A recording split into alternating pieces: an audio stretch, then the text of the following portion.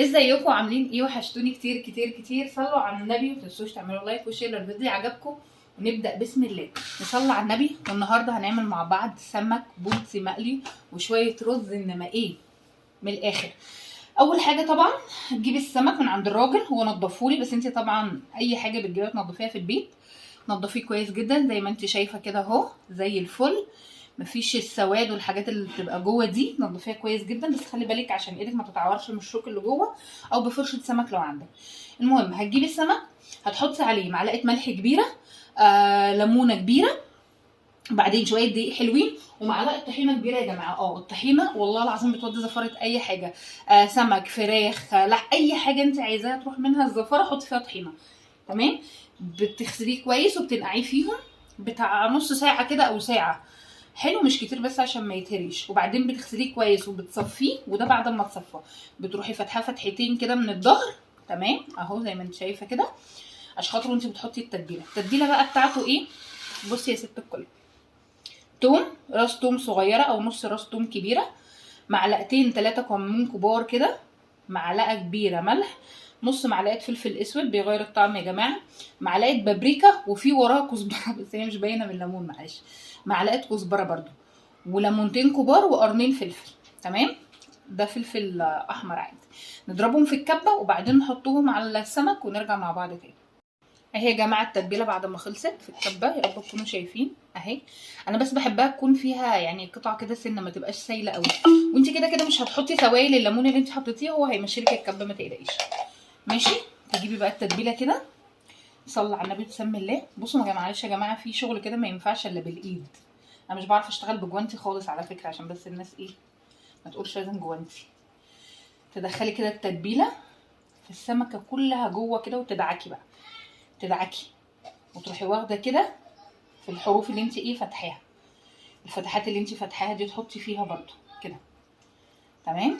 كميه السمك بتاعتك اللي عندك كلها تعملي فيها كده اهو، وتسيبي معلقه بس على جنب هنحتاجها عشان الرز والسلطه، وهقول لكم ازاي. نكمل بقيه السمك.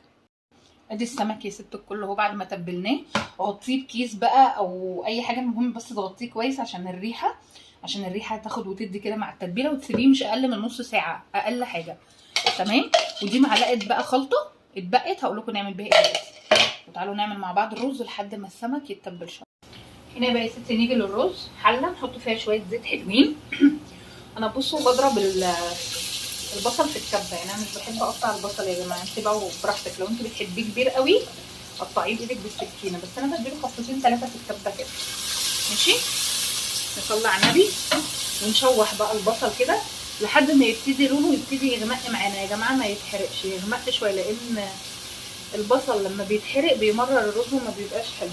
فخلي ايدك فيه على طول، يعني انت ما ينفعش تسيبيه وتمشي تروحي في حته او تغسلي مواعين او تعملي اي حاجه، خلي ايدك فيه كده على طول، قلبي عشان يبقى كله لون واحد وياخد لون بسرعه. تمام. افضلي قلبي كده لحد ما ياخد معاكي لون، هو لسه طبعا احنا حاطين. هنا بقى يا ست الكل البصله غمقت، هي ما اتحرقتش والله، بس هي الكاميرا عندي الاضاءه وحشه جدا. بحط ايه نص قرن فلفل احمر كده عادي. في ناس بتحط طماطم، في ناس بتحط بشر جزر، اللي انت عايزه تحطيه حطي. ماشي. بس انا ما بحطش طماطم صراحه والكلام ده عشان بتنزل ميه وساعات الرز بيعجن مني. حلو. خلاص اهي هي كده غمقت معاكي تقليبه حلوه كده بالفلفلايه. الفلفلايه دي بتديكي طعم حلو قوي. صلي على النبي وسمي الله. وتحطي الميه بتاعتك، تحطي الميه الاول قبل الرز. احنا عارفين طبعا الرز المصري لكل كوبايه رز كوبايه ميه. تمام. انا بحط بالويم طبعا، بس انت كل كوبايه رز كوبايه ميه. وحطي معلقه ملح صغيره، 1 مكعب مرق دجاج، ومعلقه كمون. ما تزوديش ملح قوي عشان انت حاطه ملح في التتبيله اللي احنا هناخد منها دلوقتي حالا. ملعقه اهي التتبيله اهي، ناخد منها معلقه حلوه كده ونروح حاطينها برده، بتديكي تيست عالي قوي يا جماعه. والماجي برده مش كله بيحطها، في ناس بتحطها وفي ناس لا، بس هي بتدي طعم حلو جدا للرز. والمكون بقى الاساسي اللي احنا اصلا مش كل الناس بتحطه، واللي انت بتجيبيه من المطاعم كده، هو الصويا صوص. بتروحي حاطه يا جماعه معلقتين صويا صوص حلوين كده، صويا صوص الغامق، هو ده اللي بيديكي اللون والطعم الحلو زي المطاعم بالظبط. تمام. اول ما الميه تغلي معاكي كده تروحي ايه نازله بالرز بتاعك، تسمي الله كده وتنزلي بالرز وتروحي مقلبه، والحمد لله الميه مظبوطه تمام. انت طبعا بقى ايه عايري بالميه، يعني بالكوبايه قصدي، على كل كوبايه رز كوبايه ميه. وبعد كده وهو بيستوي لو عايز يتشرب حطي ايه بقه ميه كده، بقه ميه تمام.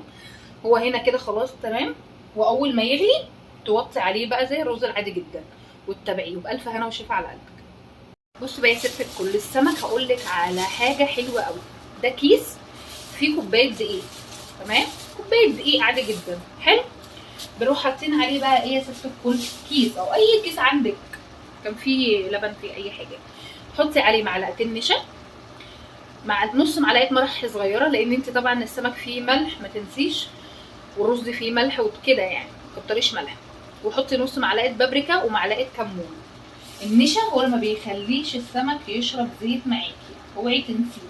حطي معلقتين كبار حلوين كده وتروحي لفه دي كده وتروحي ايه في بعض. على فكره يا جماعه الخطوه دي انا بعملها في كل حاجه بتحتاج دقيق، يعني لو في بروست، لو في تتبيله فراخ، لو فراخ بعملها كنتاكي، انا دايما حتى البقسماط بعمله كده، ما بيوسخليش الدنيا بصي ولا يعفر ولا اي حاجه. وتروحي بقى ايه اهو كده اهو حاطه كده اهو تمام. تروحي جايبه سمكتك الظريفه اللطيفه وتروحي حاطه السمكه كده اهو، وهي ست الكل قلبي بقى براحتك، عيشي بقى هتغربلي السمك كله من جوه لبره. بصي رجي كده رجي كويس، هو الرز خلاص معانا كمان اهو اهو بس. وخلصتي كميه السمك بتاعتك من غير ما تبهدلي الدنيا رده ولا اي دقيق قصدي ولا اي حاجه. والسمكيه بصي متغلفه كلها من اولها لاخرها تمام. نولع بقى الزيت عشان نقلي السمك. بصي يا ستي يلا تاني اهي واحده تاني قدامك، ادي السمكيه اهي تمام. تروحي حطاها في الكيس كده اهو، تروحي لفه الكيس وكده اهو، تفضلي بقى كده رجي رجي رجي رجي رجي الكيس كويس. بس ثانيه واحده بس من غير ما تبهدلي الدنيا خالص حواليكي. اللهم صل على النبي. تروحي نازله بقى في زيت، الزيت بس يكون ايه النار وسط مش عاليه قوي، عشان لما بتعلي النار قوي بيستوي من بره ومن جوه بتيجي تقريبا تلاقيه لسه نايم تمام. كملي بقى بقيه كميه السمك. بصي بقى السمك لازم تبدري وتقلي، لانك لو بدرتي واستنيتي بصي بيعمل ازاي، تحسي ان الدقيق بيروح من عليه تمام. تبدري وتقلي تبدري، يعني المفروض دول اعمل بقى غيرهم ما اعملش من قبلهم. والرز وهو بيستوي نعمل بقى شويه سلطه وتاكلي احلى شويه سمك ورز صياديه. ويلا بينا بقى نعمل شويه سلطه. انما ايه بصي المكونات اصلا تخليكي تاكلي الصينيه دي كده حفاظه. نعملها ونرجع مع بعض تاني. بصي السمك هنا لسه اهو، انا ما بقلبش فيه كتير لما ياخد لون الاول، عشان تقلبي فيه كتير وهو على النار يا جماعه بيتهري تمام. وانا مش معليه النار طبعا عشان خاطر هو لسه اهو. اللهم صل على النبي الله اكبر. ودي السلطه يا ست الكل هنحط عليها اخر معلقه هنا التتبيله تخليها حلوه جدا. بصي بقى عصره ليمونه محترمه كده، شويه زيت زيتون او خل تفاح بقى لو عندك، ما كتريش طبعا عشان التتبيله دي فيها ملح.